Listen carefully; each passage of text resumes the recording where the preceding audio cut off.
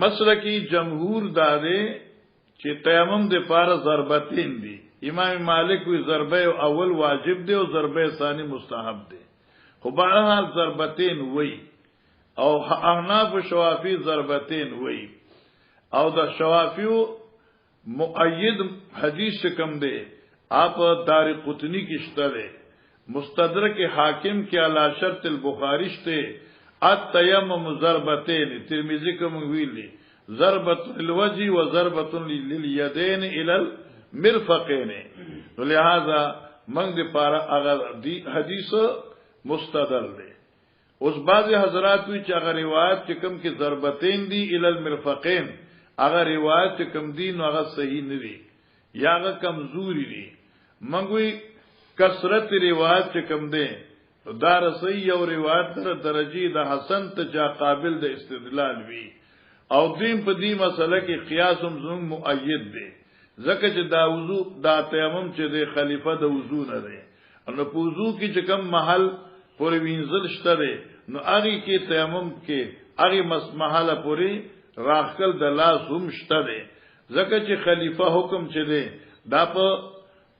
موافق د چاوي د مخلوف انهوی لکه د نائب حکم د منوبانو موافق وي. لہذا دا تیمم خلیفہ د چاشه دا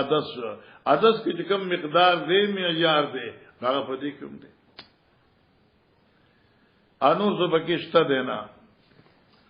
وبه قال حدثنا حجاج قال حدثنا شعبة قال اخبرني حكم عن زر عن سعيد بن عبد الرحمن بن ابزع عن ابيه قال عمار بهذا ضرب شعبة بيده. بس اوس ګوره مخکې روایت کې دمر ذکر شو کنه انما یکفیک هکذا. اوس دل تراغ عبدالرحمن ابن ابزا روایت کی او راوی شعبہ سیب دے یا ماروی بهذا او بهذا کی اشاره شو ستا دغه حدیث مذکوره تا کم حدیث تا چې حدیث تا آدم دے هاذا سره اشاره شو حدیث مذکوره تا. حدیث مذکوره کمو آدم حدیث آدم بابا نه خان دا 336 نمبر حدثنا آدم وقال حدثنا شعبہ او څنګه ویل وضربا دا مقوله د حجاج دا چې کوم د امام بخاری استاد دی. وضرب شعبة بيد الارض شعبہ په لاسونه زمکل راواچول ثم ادناهما من فيه بیا دا دوار نږدې کړ خپل خلیتا یعنی فکولو دی پارا ثم مصاب ما وجه وکفه بیا مخ مصاب وکړه او دوار لاسونه ٹھیک شو معنی دا شو. مکه حدیث کی یکفی کہا کذاو دل تراغه فقال عمار بهذا. بس انو دا تفصیل چې کوم ذکر محترمه دا دی روایت کې د حجاج نه. قال النظر اخبرنا شعبة الحكم سمعت زرا عن ابن عبد الرحمن ابن ابزا قال الحكم وقد سمعته من ابن عبد الرحمن ابن ابزا عن ابي قال عمار. معنی دا شوا چې دا امام بخاری رحمه الله دارس روایت راځي کنه شعبہ عن الحكم سمعت زرا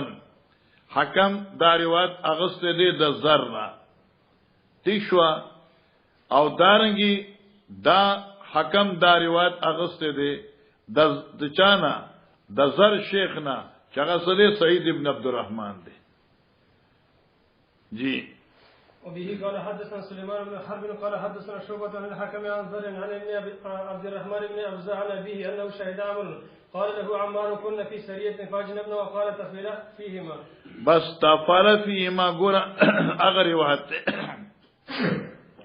شاهد عمر زرال عمر سے سخا وقالوا عمار كنا في سرية. عمار عمر سے توي تا یاد نه چمګه پغه فوجي دسته کیو فاجنبنا من باندې غسل واوړي د وقال تفل فيهما. نو ګور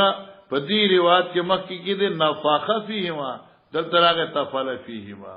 او تفل او نفخ یو شی دی. او نفخ فقط فکل توي او تفل هغه فکل توي چې پای کې ذرات ته لعاب د دکان راشي. نو بعض علما وایي چې سره په آرام استقامت فکی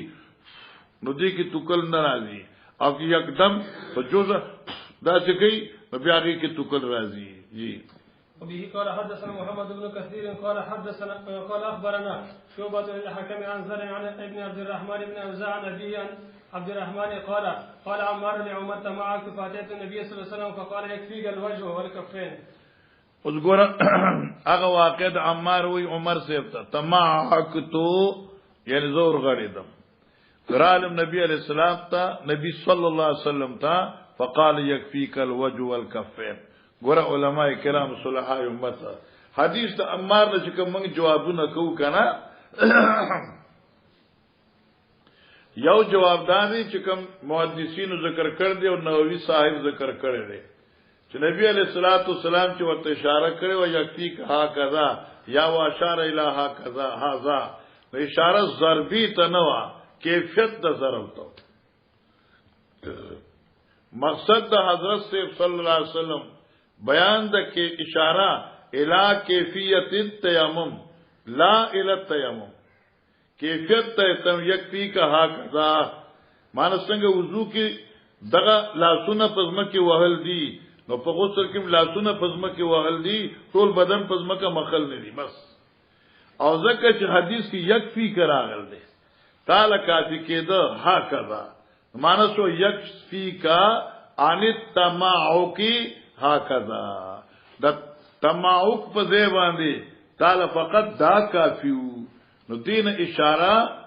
هغه کیفیت تیمم تدا چې بس صرف د تیمم د غسل لپاره دقه سیو مقصد دا نه چې اتحاد د ضرب ته اشاره ده او دا خسته خبره نووي ذکر کړل په 238 کې په مسلم جلد اول 238 او دانګي 240 کې تقریبا الته کې یکفی کا کذاب ذکر وي او یکفی کا الوجه والکفین الوجه والکفین الوجه والکفین ټول ذکر کړ دي نو معنی دا شو یکفی کا کافی کی تعالی سشه الوجه والکفین معنا کیفیت دې تیمم راخل د لاس په مخ او په دواړو ورغو باندې یا مسل وجه والکفین مسح الوجه والکفین یا من یکفیکا ان تمسح الوجه والکفین جی. وبه قال حدثنا مسلم بن ابراهيم قال حدثنا شعبة بن الحكم عن زر عن ابن عبد الرحمن بن ابزاع عن عبد الرحمن قال شهدت عمر قال له عمار وساق الحديث. چلو قد مر. قال حدثنا محمد بن بشار قال حدثنا غندر قال حدثنا شعبة عن الحكم عن زر عن ابن عبد الرحمن بن ابزاع عن ابيه قال عمار فضرب النبي صلى الله عليه وسلم بيده الارض فمسح وجهه وكفيه. نو بس فضرب النبي صلى الله عليه وسلم بيد الارض فمسح وجهه وكفيه. نو دیوی کنا اخر کې راځي شپږم روایت چې نبی علیہ السلام خپل لاسونه زمکه تراوا چولا ا منګوي چې دا فضربا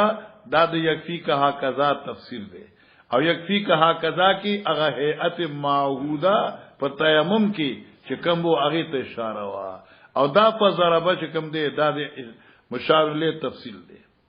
جی. باب الصعيد طيب وضوء المسلم يكفيه من الماء وقال الحسن يجزيه تيمم ولم يحدث وعمر ابن عباس وهو متيمم وقال يحيى بن سعيد لا باس بالصلاه على السبخه والتيمم بها. ګورا علماء کرام په اخر مسائلو کې دې ذکر کړي مخکې د امام بخاری مزاج د مجتهد مزاج دی مخکې باب کې د لار مرګتیا او کړه د آل زوایر او د حنابلہ رحمهم الله اوس دې چې هغه پرې خودل نوراغ استایید د امام ابو حنیفه رحم الله کوي په دې باب کې چې کوم مسائل راځي نو دې کې امام بخاری تایید کې د چا د احناف یو دغه نه مسله ده الصعيد الطيب وضوء المسلم يكفيه من الماء لکه څنګه وایو چې دا تیمم چې کوم دی دا طهارت مطلقه ده پشان د اوبو ده او شوافی حضرات چې طهارت ضروریت دی یتقدر بقدر ضرورت دی امغه نه پشان د اوبو دی او چې وبسنګ طهارت مطلقه دی او چې سو پورې ناقض موجود ني نو په یو عدس باندې تلس وزونه کول شي ها کذا چې تیمم وکي او ناقض د تیمم موجود نشي نو په یو تیمم باندې ته متعدد وزونه فرایض کول شي دا اوله مسله شو چې دې زمونږه تایید کړي. ٹھیک شو. السعید الطیب وضوء المسلم. دارنګي امام بخاری علیہ رحمت فرمایي چې مراد د سعید نه ارض منبت ته هغه ځمکه چې پای کې قوت انبات وي نو خاوري باندې تیمم شته او نور مټه شټه شو پاغي باندې نشته ده. امام بخاری وی چې قران کې چې کوم سعیدن طیبن راځي نو مراد طیب نه سعید نه نفس طیب مراد ده او طیب نه مراد پاکیزه زمکا چې پاغي باندې نجاست ني چاہے توجه الارض وي. السعید الطیب وضوء المسلم یعنی کا وضوء المسلم دا پشان د عبود مسلمان دی لکه ارتس کی چې څنګه وب کافی کیږي هکذا تیمم یکفی من الماء قائم مقام دی عبودی. یو دو مسئلہ وقال حسن یجزی تیمم ما لم يحدث دا نه بتایید شو. حسن بصری رحم الله فرمای یجزی جائز کیږي دی متیمم لرا التیمم یعنی سمانا عبادات پر تیمم باندې ما لم يحدث سو پر چې ناقض موجود نشي. زموږ مثلا دغه شو امام شافعی صاحب یتقدر بقدر ضروره شو او موږ چې نه کل مای کل وضوء ما لم يحدث چې سو پر تیمم دې کړی او ته معذورې نو چې څومره مزونه کې تلاوتونه کې جنازي په کراله تلاوت په کراغه چې څه کوي نو کوا کنه لکه په یو عدد سے متعدد مزونه کولې شته په تاسو متعید شه. واما ابن عباس و متيمم وګوره منګو چې دا طهارت اصلي دی په شان د طهارت اصل دی او نور حضرات چې دا تیمم چې د طهارت ناقص دی چې ناقص دی نو متیمم چې کم دی د امامت نشي کولای د متوضئینو. واما عندنا دا تیمم چې کم دی په شان د وضو دی نو لہذا واما ابن عباس امامتی کړي و ابن عباس په دې حال کې چې د متیمم نو رسو ورپسې مقتدیان متوضئین دي او د متیمم نو کچره دا تیمم طهارت مطلق نه وي بیا د متوضئین اقتدا ورپسې څنګه صحیح شو. وهكذا مسلک ابي حنیفه رحم الله. وقال يحيى بن سعيد لا باس بالصلاه على الصباحات والتيمم بها. دیکھم تایید شد امام بخاری امام ابو حنیفه سے هغه چې چونکی سعید طیب نه منبت دی ارض صباحان نمکین خورنا کزمکا زمکا خورنا کا چکم کی زرغونه نکیږي. د امام بخاری رحم الله د یحیی بن سعید القطان قول پیش کړ چې ارض صباحه چې دا پایبان چې مصلوا چې یا دغه سودري کې مسکینو کیږي نو چې هاذا موز به کیږي نو تیمم ته کې دی شي. نو دې کې اشاره شو چې سعید طیب نه مراد وجه الارض دی چا غټوي کې هغه خاوروي کې هغه شګوي هر هغه شی جوړلت دی الارض مسجد او طورا هر هغه شی چې باغی تموز کول شي من جنس الارض نو هغه باندې تیمم کول شي لہذا تایید حنفی شو. چلو. وبه قال حدثنا مسدد قال حدثنا يحيى بن سعيد قال حدثنا عوف قال حدثنا ابو رجاء عن عمران قال كنا في سفر مع النبي صلى الله عليه وسلم وإنا أسرنا حتى كنا في آخر الليل وكان وقتا ولا وقت أحلى عند المسافر منها. بس دا برور وخا مختصر غني حدیث دیم. حدثنا مسدد رحمه الله قال حدثنا يحيى بن سعيد القطان قال حدثنا عوف قال حدثنا ابو رجاء عن عمران بن حسين رضي الله عنه قال كنا في سفر مع النبي صلى الله عليه وسلم مگر نبی علیہ السلام سره په یو سفر کې وو وإنا أسرينا او منگا سفر کو د شپې اسرینا سفر د شپې حتا تر دې پر چې كنا فی آخر الليل چې منگا شلو په آخر حصہ د شپه کې وقعنا وقعتا خوب راغ منگ لرا خوب راتل ولا وقعت احلا عند المسافر منها او نوی دا خوب پنیز دا غستری ستوری مسافر خوب د دینا